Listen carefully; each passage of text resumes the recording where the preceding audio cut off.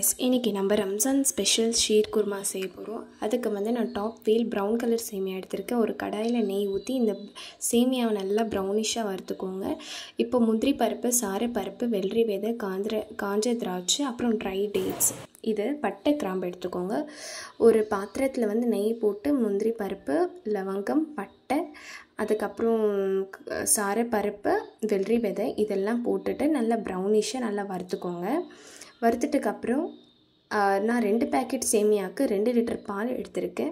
நீங்கள் ஒரு பேக்கெட் சேமியா எடுத்திங்கன்னா 1 லிட்டர் பால் எடுத்துக்கோங்க.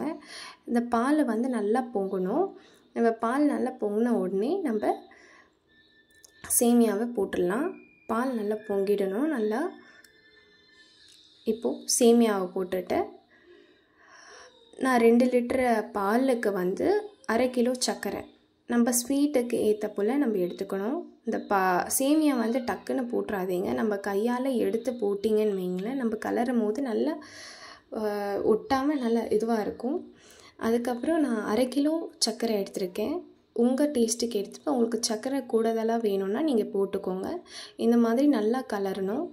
கலர்ன உடனே சேமியா பொங்கின உடனே இப்போ வந்து அந்த ட்ரை டேட்ஸ் ஊற வச்சுருக்கேன் நான். நீங்கள் ஊற வச்சு அதை வந்து கட் பண்ணி இந்த மாதிரி போட்டுக்கோங்க. போட்டுட்டு நல்லா கலர்ன உடனே கண்டென்ஸ்டு மில்கை தேவைன்னா போட்டுக்கலாம். அது ஆப்ஷனல் தான். கண்டென்ஸ் மில்க் போட்டால் நம்மளுக்கு டேஸ்ட்டாக இருக்கும்.